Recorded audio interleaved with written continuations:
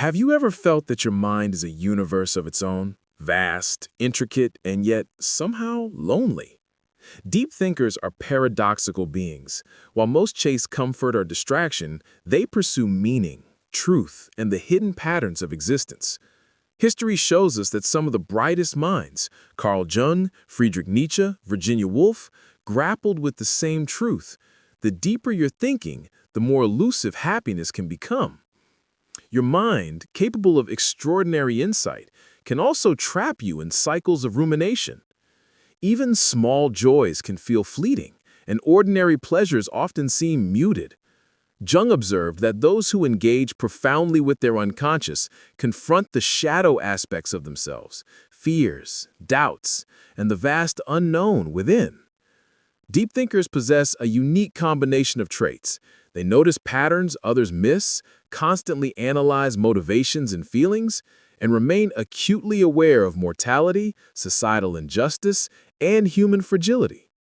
Nietzsche spoke of the thinking man's burden, a consciousness of life's chaos paired with a search for authenticity. Jung echoed this through his concept of individuation.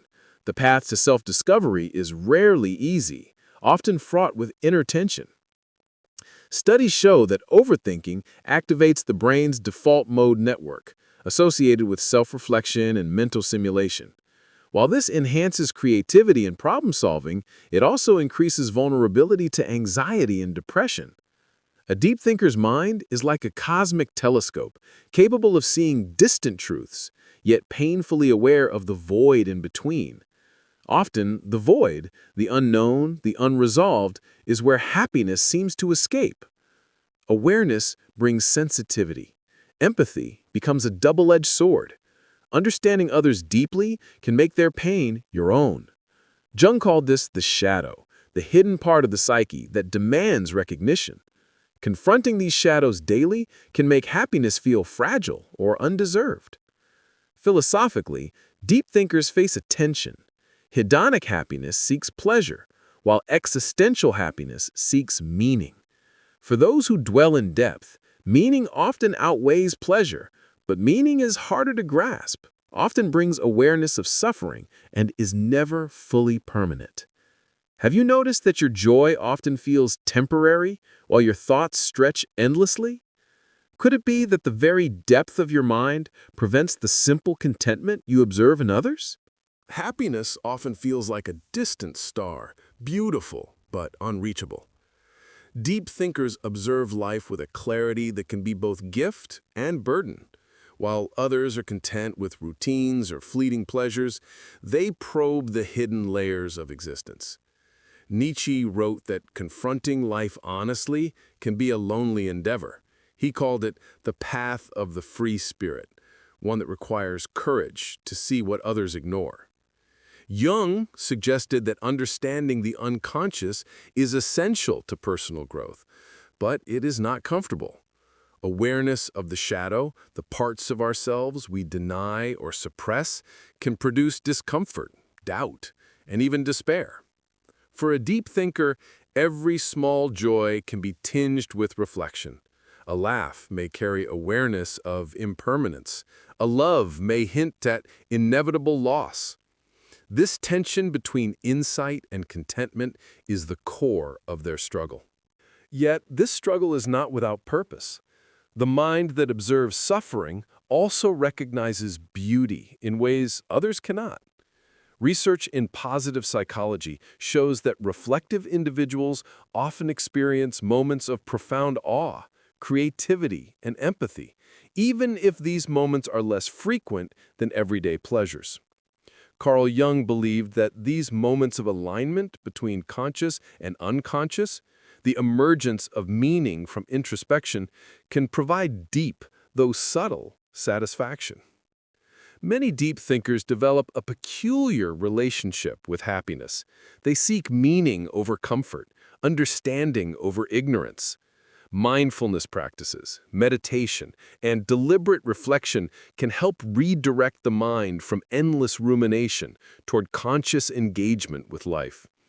By observing thoughts without becoming entangled in them, one begins to appreciate small moments of serenity that might otherwise pass unnoticed.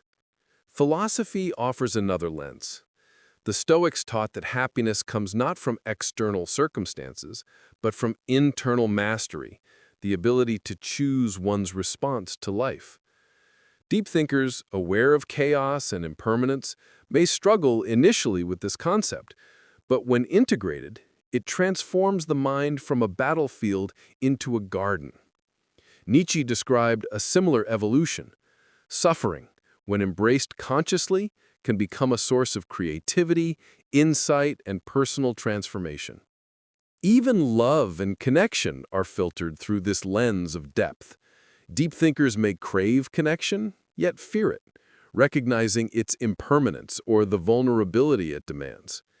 Jung described this tension as the interplay between ego and self. Authentic relationships require integration of the shadow and conscious recognition of one's deepest fears. Understanding this paradox allows profound intimacy, but also challenges comfort and security. Ultimately, the happiness of deep thinkers is neither constant nor conventional. It is quieter, subtler, often found in meaningful moments, creative pursuits, and self-awareness. The paradox is that the very depth that complicates pleasure also allows profound fulfillment. Awareness of impermanence, impermanence, suffering, and complexity can lead not only to anxiety, but also to clarity, purpose, and a rare kind of joy that eludes the shallow gaze. Perhaps the answer is not to think less, but to think differently, to embrace reflection as a source of insight, to observe suffering without being consumed by it, to acknowledge shadows without letting them dictate the present. Happiness is not a destination, but a companion on the journey of the mind, accessible when we accept both the depth and the beauty of consciousness. The mind of a deep thinker is often like a vast library, each thought, memory, and observation cataloged meticulously, cross-referenced with others, constantly analyzed. Modern neuroscience confirms that overactive self-reflection engages the default mode network, creating a constant loop of thinking about thinking. This can enhance creativity, planning, and empathy, but it also increases vulnerability to anxiety and depressive tendencies. The very wiring that allows insight can also amplify rumination, making moments of simple joy feel distant. Yet, science also offers hope. Studies in positive psychology suggest that purpose, flow, and gratitude act as buffers against the burdens of deep thought. Flow, the state of total absorption in a meaningful activity, temporarily quiets the mind's constant questioning. Gratitude shifts focus from the void of what is missing to the abundance already present. Deep thinkers may initially resist these practices as they may seem superficial or simplistic, but when approached thoughtfully, they integrate meaningfully with reflective lifestyles. Carl Jung's work illuminates another path, the reconciliation of opposites. Jung believed that to live fully, one must embrace both light and shadow, joy and suffering, knowledge and uncertainty. A deep thinker who accepts inner contradictions can move from constant inner tension toward a subtle, enduring contentment. Nietzsche called this amor fati, the love of one's fate, a conscious embrace of life in all its unpredictability and complexity. By reframing struggle as an essential part of experience, one can transform what initially feels like suffering into depth, creativity, and insight. The paradox remains. Deep thinkers are acutely aware of impermanence, mortality, and human fragility. Simple pleasures, sunsets, laughter, shared moments, may appear fleeting or insufficient, yet it is precisely this awareness that allows profound appreciation when such moments arise. Psychology supports this notion. Heightened awareness can increase sensitivity to beauty, awe, and meaningful social connections, even as it amplifies sensitivity to suffering. Practically, small steps can guide deep thinkers toward sustained fulfillment. Mindfulness meditation, journaling, and structured reflection help the mind observe itself without becoming ensnared in cycles of rumination. Engaging in creative expression, writing, art, music, allows complex inner experiences to manifest externally, providing relief and insight. Connecting with like-minded individuals or sharing insights through teaching, discussion, or mentoring turns solitary reflection into shared meaning, alleviating isolation. Philosophically, deep thinkers may learn to reframe happiness itself. Rather than a constant state of pleasure, it becomes a series of moments, a gentle undercurrent beneath the turbulence of thought. Happiness becomes less about escape and more about presence, noticing subtle joys, finding purpose in contribution, witnessing beauty even in impermanence. Jung suggested that by integrating unconscious elements of the psyche, one can achieve wholeness, a sense of alignment that, while not always euphoric, is deeply satisfying. Ultimately, deep thinkers live in tension between insight and contentment, observation and participation. Their minds perceive the world in layers others often overlook, making life richer but also more demanding. By cultivating mindfulness, engaging creativity, embracing impermanence, and acknowledging the shadow within, the mind can move toward a gentle, reflective happiness.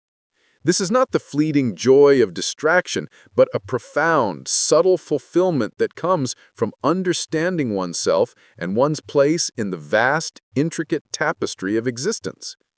Perhaps the deepest happiness is not found in thinking less, but in thinking fully, observing, feeling, questioning, and yet gently accepting. In the end, to be a deep thinker is not a curse, but a profound invitation to experience life with clarity, depth, and quiet wonder.